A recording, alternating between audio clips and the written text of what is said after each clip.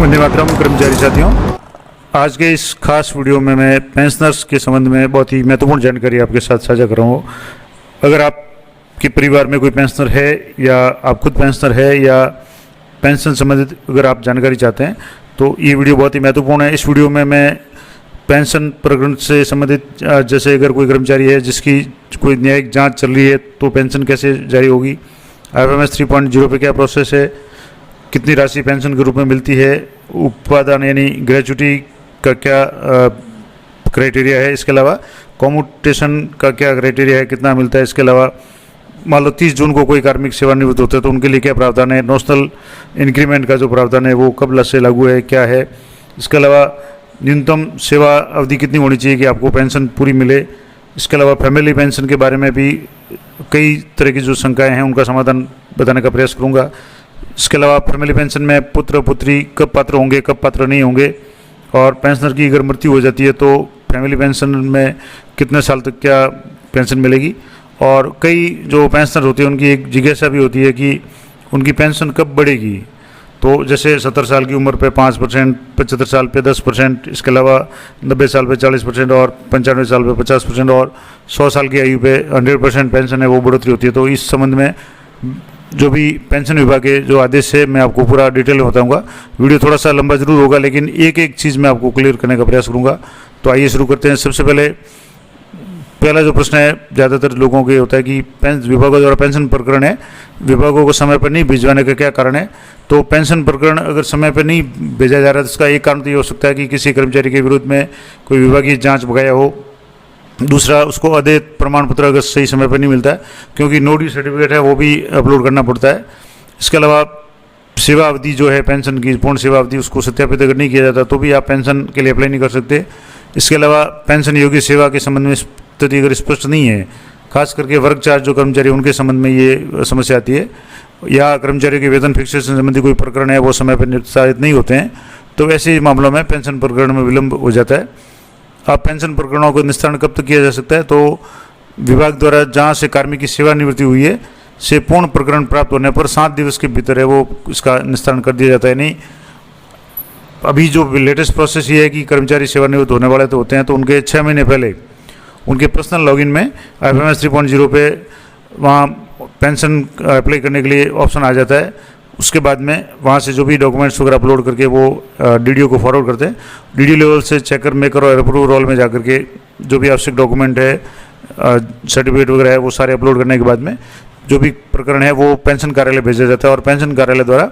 7 दिन के अंदर उस पर या तो कमी होती है तो ऑब्जेक्शन लगा दिया जाता है, या अगर कोई कमी नहीं होती है तो PPO जारी कर दिया जाता है। तो ये एक सामान्य स्थिति है।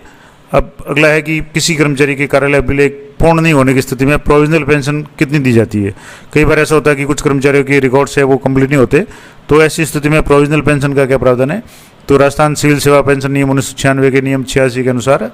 कर्मचारी को उसके द्वारा प्रस्तुत सूचना के अनुसार सेवा के अहरकारी वर्षों यानी जितने साल की सेवा है पेंशन योग्य है और पेंशन के लिए अहरकारी उपलब्धियों का निर्धारण करने के पश्चात प्रोविजनल पेंशन है वो 100% और ग्रेचुटी है वो 75% स्वीकार की जाती है। प्रोविजनल पेंशन जो उस अधिकतम पेंशन के बराबर होगी जो कर्मचारी की सेवानिवृत्ति तारीख को अहरकारी सेवा के आधार पर स्वीकृत होगी, जो न्यूनतम 8,850 रुपये प्रति माह से कम नहीं होगी। अब एक स्थिति आती है कि कई कर्मचारियों के विरुद्ध में जांच, विभागीय जांच है, न्यायिक जांच वगैरह अगर कोई रहती है, विचाराधीन होती है और उस समय वो सेवानिवृत्त हो जाता है तो उस स्थिति में क्या होगा, तो कर्मचारी के विरुद्ध विभागीय जांच या न्यायिक कार्रवाई विचाराधीन रहते हुए यानी वो प्रकरण पूरी तरह से उसका समाधान नहीं हो और उससे पहले वो कर्मचारी सेवानिवृत्त हो जाए, तो ऐसी स्थिति में राजस्थान सिविल सेवा नियम 1996 के नियम 90 के अनुसार प्रोविजनल पेंशन है उसके अधिकतम पेंशन के बराबर होगी जो कर्मचारी की सेवानिवृत्ति की तारीख को अहरकारी सेवा के आधार पर स्वीकृत होगी, यानी प्रोविजनल पेंशन का प्रावधान है, और जो न्यूनतम 8,850 रुपये प्रति माह से कम नहीं होगी और अधिकतम 50% है वो ग्रेचुटी का भुगतान किया जाता है। उस स्थिति में जब उनके विरुद्ध में कोई विभागीय जांच या न्यायिक जांच है वो विचाराधीन हो और कार्मिक सेवानिवृत्त हो जाए, यानी पेंशन है वो पूरी तरीके से रोकी नहीं जाएगी। अगला है कि पेंशन परिलाभों में क्या क्या शामिल है, तो पेंशन परिलाभ में मासिक पेंशन जो कर्मचारी को मिलती है, इसके अलावा ग्रेचुटी है, अगर कर्मचारी कॉम्यूटेशन के लिए यानी रूपांतरित पेंशन के लिए अप्लाई करता है तो वो ये तीनों चीज़ें हैं वो इसमें शामिल है। पेंशन स्वीकृति हेतु मुख्य प्रावधान क्या है? तो पेंशन स्वीकृति के लिए जो सेवा नियम, पेंशन सेवा नियम 1996 है, तो विभाग में जहाँ से कार्मिक सेवानिवृत्त होता है वहाँ से पेंशन सेट है, वेतन भत्ते, अंतिम भुगतान प्रमाण पत्र यानी एलपीसी, एहरकारी सेवा यानी जो भी सेवा सत्यापन वगैरह है, इसके अलावा लेखाकर्मी का प्रमाण पत्र है, नियुक्त अधिकारी द्वारा जारी सेवानिवृत्ति आदेश, जो उनके नियुक्ति आदेश जारी करता है वो उन्हीं के द्वारा सेवानिवृत्ति आदेश यानी प्रपत्र 6 में है, वो आदि ऑनलाइन माध्यम से पेंशन कार्यालय को भिजवाए जाते हैं। मैंने पहले बता दिया, पहले कर्मचारी लेवल से किया जाएगा अप्लाई और कर्मचारी लेवल से डीडीओ पे आएगा और डीडीओ से पेंशन कार्यालय को भेजा जाएगा और पेंशन कार्यालय अगर उसमें कोई कमी नहीं है तो सीधा उसका पीपीओ जारी करते हैं, पेंशन की जारी की जाती है। कोई ऑब्जेक्शन है तो ऑब्जेक्शन रिमूव करने के बाद में होता है। अब इस संबंध में मैंने प्रत्येक टॉपिक पे विस्तार से वीडियो बना रखे, तो आवश्यकता हो तो आप चैनल पे जरूर विजिट करें। एक एक टॉपिक पे कर्मचारी लेवल पे कैसे पेंशन प्रकरण फॉरवर्ड करेंगे, डीडीओ लेवल से कैसे करेंगे, कौन कौन से डॉक्यूमेंट अपलोड होंगे, सारी जानकारी मैंने, और अगर पेंशन में ऑब्जेक्शन आता है तो उसको कैसे रिमूव करेंगे, प्रत्येक टॉपिक पे मैंने वीडियो बना रखे हैं। अगला जो प्रश्न है कि सरकारी कर्मचारी को सेवानिवृत्ति से कितने दिन पूर्व पेंशन परिलाभ यानी पीपीओ, जीपीओ और सीपीओ की स्वीकृति जारी हो सकती है? तो मैंने शुरुआत में बता दिया कि पेंशन सेवा नियम में प्रावधान किया कि कर्मचारी सेवानिवृत्ति से 6 माह पूर्व, यानी सेवानिवृत्ति मान लो दिसंबर में है तो जुलाई से यानी जून लास्ट के बाद में यानी जुलाई से वो अपना प्रकरण है वो अपने ऑनलाइन अपने एसओसो आईडी में जाकर के IFMS 3.0 पे जाकर के प्रकरण प्रेषित कर सकता है। वो प्रकरण डीडीओ पे जाएगा और डीडीओ से पेंशन कार्यालय में जाएगा और इस तरीके से जब भी ये प्रकरण पेंशन कार्यालय द्वारा ओके हो जाएगा तब उनको जो भी पीपीओ वगैरह वो एडवांस में जारी हो जाता है। सेवानिवृत्ति तिथि भले ही बाकी हो लेकिन पीपीओ वगैरह वो जारी हो जाता है, तो ये प्रावधान है। अगला है कि पेंशन प्रकरणों के शीघ्र निस्तारण है, तो IFMS 3.0 पे क्या प्रावधान है? तो IFMS 3.0 पे कर्मचारी के पेंशन प्रकरण पेपरलेस है, ऑनलाइन है और पेंशन विभाग द्वारा भी ऑनलाइन पेंशन परिलाभ संबंधित स्वीकृतियाँ जारी की जाती है। यानी कहीं कोई ऑफलाइन कोई भी कागज़ किसी भी ऑफिस में चक्कर काटने की जरूरत नहीं है। कहीं कोई अगर ऑब्जेक्शन आता है तो आप उसी वापस ऑनलाइन मोड से ही संबंधित जो भी डॉक्यूमेंट की कमी है तो उस कमी को पूर्ति करते हुए आप वापस प्रकरण भेजेंगे तो पेंशन यानी पीपीओ है वो जारी कर दिया जाता है। तो बहुत ही आसान तरीका है, किसी भी ऑफिस में किसी भी व्यक्ति का चक्कर काटने की जरूरत नहीं है। अगला है कि कर्मचारी को पेंशन के रूप में कितनी राशि प्रदान की जाती है? तो हालांकि कर्मचारी का मूल वेतन वगैरह उसके अनुसार होती है, तो एक मोटे तौर पे देखा जाए तो 1/4/2023 और उसके पश्चात सेवानिवृत्त जो भी कर्मचारी है जिनकी सेवा 25 साल की एहरकारी सेवा पूर्ण होने पर राज्य सरकार में उच्चतम वेतन यानी जो भी वेतन उस समय का होगा वो वेतन, अब जैसे हाईएस्ट वेतन अभी की तारीख में 2,18,600 है, तो जो भी वेतन उस समय होगा यानी सेवानिवृत्त कार्मिक है उस समय उनका बेसिक 60,000 है, 70,000 है, 80,000 है, 40,000 जो भी है उसका 50% और उसके अधिकतम अधिदिन परिलब्धियों के 50% की दर से पेंशन स्वीकृत की जाएगी। यानी जो भी मूल वेतन होगा उसके 50% और उसके बाद में जो भी उस समय डी वगैरह हो वो दिया होता है। अब इसमें एक और बात ये भी है कि जिन्हें सरकारी कर्मचारी सेवानिवृत्ति तारीख से ठीक पूर्व प्राप्त कर रहा हो यानी सेवानिवृत्ति के समय उनका जो भी बेसिक होगा उसके अनुसार पेंशन मिलेगी। एक प्रकरण और आएगा भी कि जैसे मान लो कोई कर्मचारी है वो 30 जून को सेवानिवृत्त होता है तो उनके लिए अलग से प्रावधान यानी एक नॉशनल इंक्रीमेंट का प्रावधान किया गया है, तो वो भी मैं आगे बता दूंगा। और यदि कर्मचारी 25 साल की सेवा एहरकारी सेवा अगर पूर्ण करने से पहले सेवानिवृत्त हो जाता है यानी उनकी सेवा 25 साल की पूरी नहीं होती है और 10 साल की सेवा अगर वो कर लेता है जो कि न्यूनतम सेवा है पेंशन के लिए, तो पारिवारिक पेंशन है वो जो भी पेंशन है वो अनुपातिक होगी। अनुपातिक का मतलब जितने साल की सेवा होगी उसके अनुसार है वो पेंशन का निर्धारण किया जाएगा। और इसके अलावा जो भी अनुपातिक राशि होगी वो किसी भी दशा में 8,850 रुपये से प्रतिमाह से कम नहीं होगी और ये तो होगा जो पेंशन का मूल वेतन कह सकते हैं। उसके बाद में उस पर जो भी उस समय की प्रचलित डीए की रेट होगी, जैसे अभी 55% थी, अभी 2 दिन पहले केंद्र सरकार ने 58% कर दिए, तो जो भी रेट उस समय लागू होगी वो रेट डीए की और जो भी मूल वेतन होगा पेंशन का जो भी होगा वो उनको भुगतान होगा।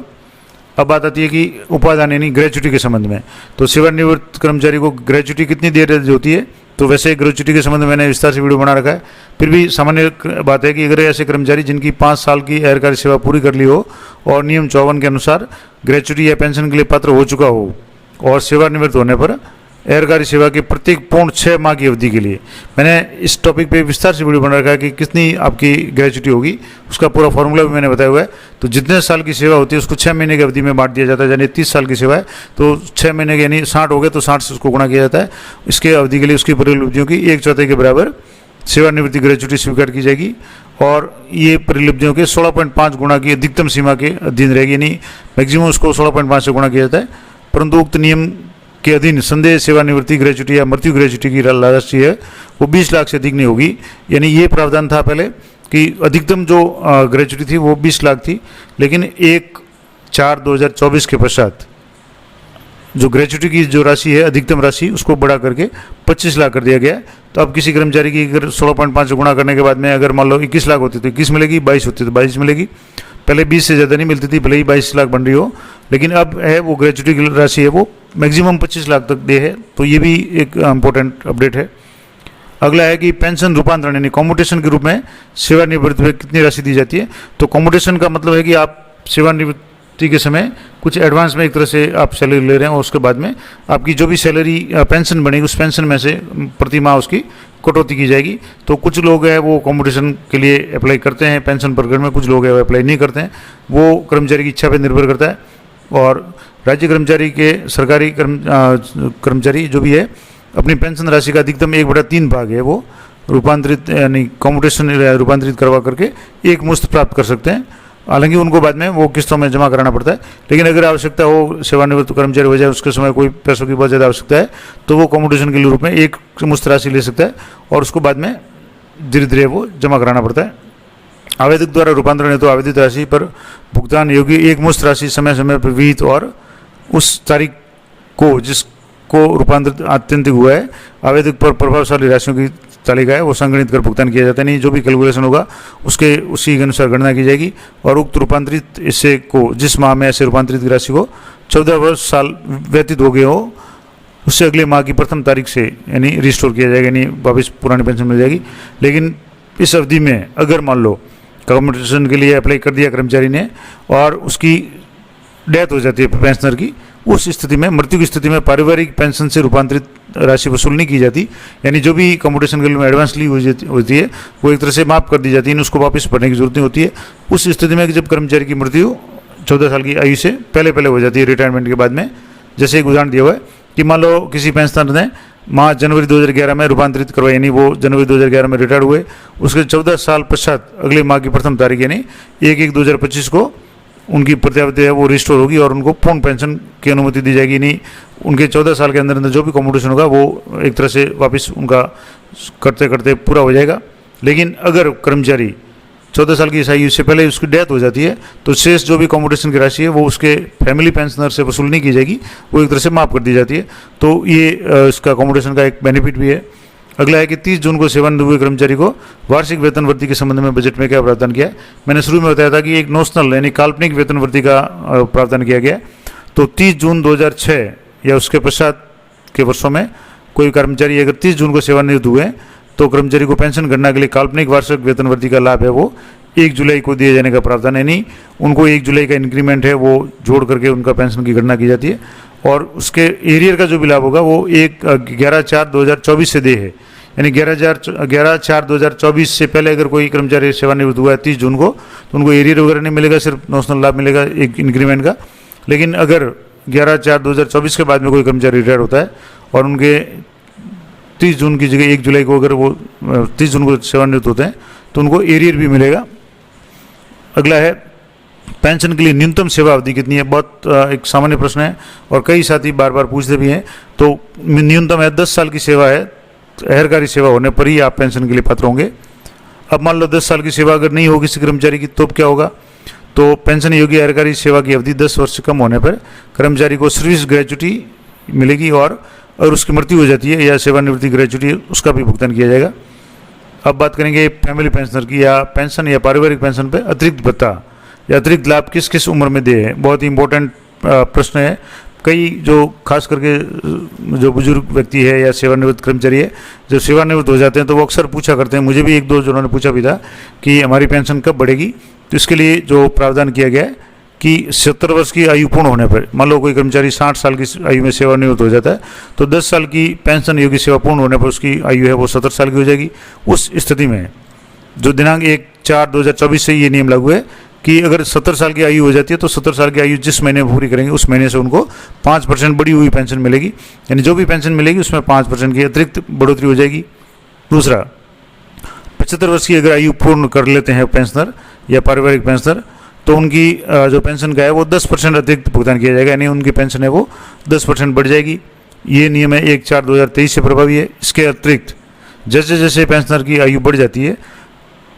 तो हालांकि इस उपरोक्त जो बढ़ी हुई राशि है उस पर महंगाई भत्ता का भुगतान देनी है। 80 वर्ष की आयु अगर पूर्ण कर लेते हैं पेंशनर, तो उनकी पेंशन 20% बढ़ जाती है।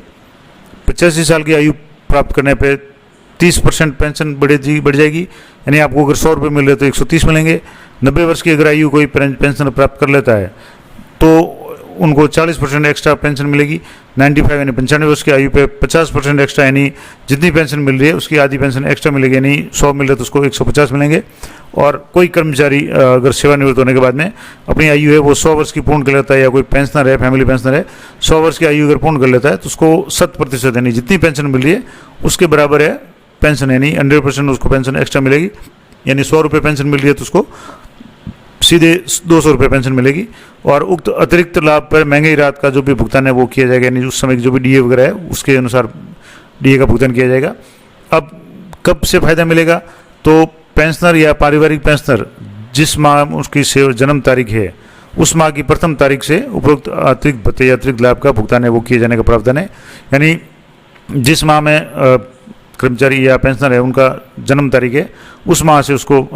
75 साल होने पे, 80 साल होने पे, जितने भी साल उनकी आयु होती है उसके अनुसार उनको बेनिफिट मिल जाएगा। जैसे मान लो कोई कर्मचारी है या पेंशनर है जिनका जन्म है 20 अप्रैल 1954 को हुआ था, तो वो सेवानिवृत्त हो गए। उसके बाद में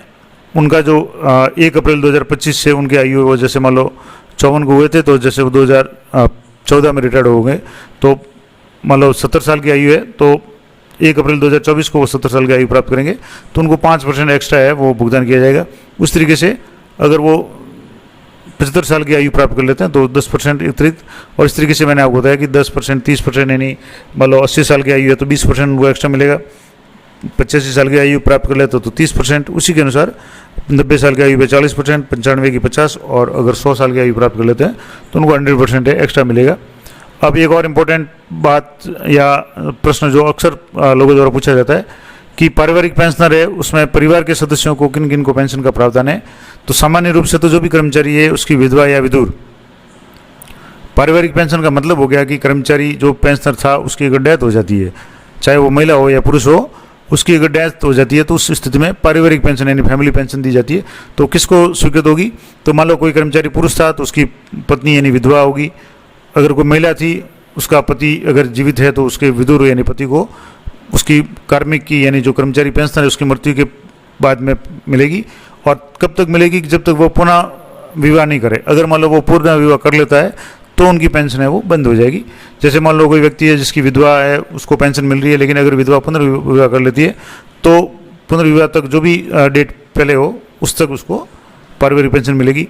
दूसरा, कई बार पूछा जाता है कि पुत्र अगर अविवाहित है तो उसको कब तक पेंशन मिलेगी, फैमिली पेंशन कब तक मिल सकती है। मान लो कोई व्यक्ति है जिसके पुत्र हो, उसकी पत्नी जीवित नहीं हो और एक पुत्र ही हो, तो उस समय क्या होगा, तो अविवाहित अगर पुत्र है तो उसको 25 साल की आयु तक फैमिली पेंशन मिलेगी। या 12,500 रुपये से अधिक अगर उसकी मासिक आय है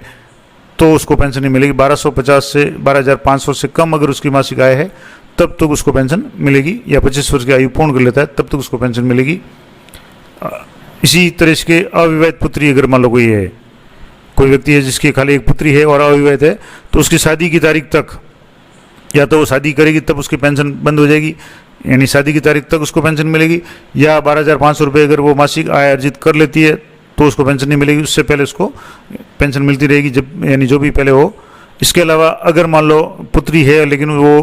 पुत्री विधवा है, तलाकशुदा है, ऐसी स्थिति में जब तक वो विधवा या तलाकशुदा है यानी वो पुनर्विवाह नहीं करती तब तक उसको पेंशन मिलेगी। या अगर उसकी मासिक आय 12,500 से अधिक नहीं हो जाती तब तक उसको फैमिली पेंशन मिलेगी या मृत्यु की तारीख तक मिलेगी, जो भी पहले हो। अब इसमें शर्त क्या है कि मान लो शादीशुदा है तो उसके पति की या तो मृत्यु हो चुकी हो, या तलाकशुदा है तो तलाकशुदा पुत्री की स्थिति में तलाक या पेंशनर या पारिवारिक पेंशनर के जीवित रहने के समय हो गया हो, तलाक उसी समय हो गया हो जब वो उसके कर्मचारी उसके यानी जो महिला अगर मान लो कोई लड़की है तो उसके पिता रिटायर्ड हो गए हो और उस समय वो तलाकशुदा स्थिति में हो और उन पर आश्रित हो, माता पिता पर आश्रित हो, तो उस समय उसको फैमिली पेंशन मिलेगी। अगली है, मान लो कोई ऐसे व्यक्ति भी है जो कम उम्र में किसी कर्मचारी की डेथ हो जाती है, उसके माता पिता जिंदा है और कर्मचारी की डेथ हो जाती है, तो ऐसी स्थिति में जो माता पिता जो सरकारी कर्मचारी पे पूर्ण आश्रित थे जब वह जीवित था या थी, तो ऐसी स्थिति में, और दूसरी बात कि मृतक के पीछे विधवा वगैरह नहीं हो या उसकी कोई संतान नहीं हो, तो उस स्थिति में उसके माता पिता को भी फैमिली पेंशन मिलती है और तब तक मिलेगी जब तक उनकी मासिक आय है वो 12,500 रुपये या उससे मतलब उससे अधिक नहीं हो। तो कहने का मतलब है, कोई कर्मचारी अगर या तो उसकी डेथ हो जाती है,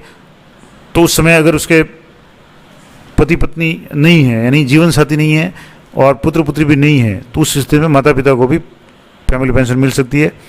लेकिन इसमें एक शर्त यह भी है कि यदि सरकारी कर्मचारी या पेंशनर का किसी भी आयु का पुत्र या पुत्री किसी मानसिक विकार या विशेष योग्यजन हो, किसी स्थिति में भी हो सकता है कि उसके संतान हो लेकिन वो विशेष यानी मानसिक रूप से मंदित हो या अंधा हो, बहरा, गूंगा हो, किसी तरीके से हो और जीविका उपार्जन करने में असमर्थ हो, तो ऐसे पुत्र या पुत्री को परिवार पेंशन है वो जीवन भर के लिए मिलेगी, बशर्ते कि वो 12,500 से अधिक की मासिक आय प्राप्त नहीं करता हो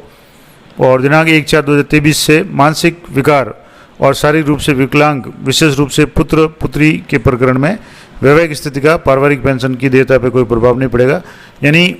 अगर संतान मानसिक रूप से विबंधित वगैरह ऐसी कुछ कंडीशन है तो उनको पेंशन है वो मिलती रहेगी। नॉर्मली जो पुत्र है उसको 25 साल तक, पुत्री है अगर वो विधवा है तो उसको जीवन भर मिलेगी और पुत्री है तो उसकी शादी तक मिलेगी या उसकी 12,500 तक अगर आए है तो उसके संबंध में तो सारा लगता है मुझे मालूम ये सारा मामला क्लियर हो गया होगा। दूसरा है कि विशेष योग्य सहोदर बशर्ते की मृतक कर्मचारी या उसके पेंशन के पीछे न तो विधवा हो, न विधुर हो